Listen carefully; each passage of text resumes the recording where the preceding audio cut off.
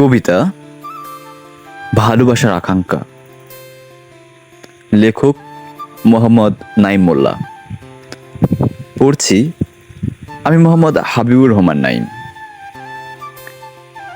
আজ এই বৃষ্টির সময় তোমাকে খুব মনে পড়ছে।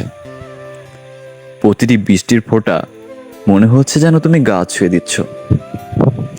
তুমি কি সত্যি আমার কাছে আছো, নাকি তোমার মন থেকে আমি অনেক দূরে চলে গেছি?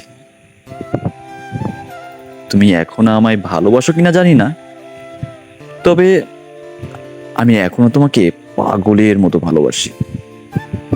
যদি প্রচন্ড রৌদ্র ওঠে, একই ছাতার নিচে পাশাপাশি দুজনে হাতে হাতটি ধরে হাঁটতে চাই।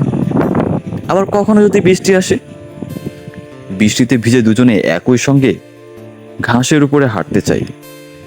মন চাই শীতের দিনে কুয়াশা ভেজা ঘাসে দুজনে খালি পায়ে হাঁটি, হাতে হাত ধরে।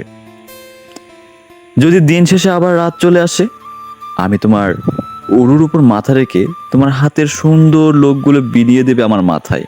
আমি সেভাবেই ঘুমাতে চাই।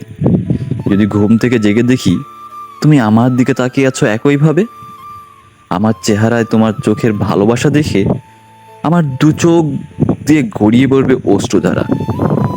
আমি তোমাকে তেমনই ভালোবাসতে চাই।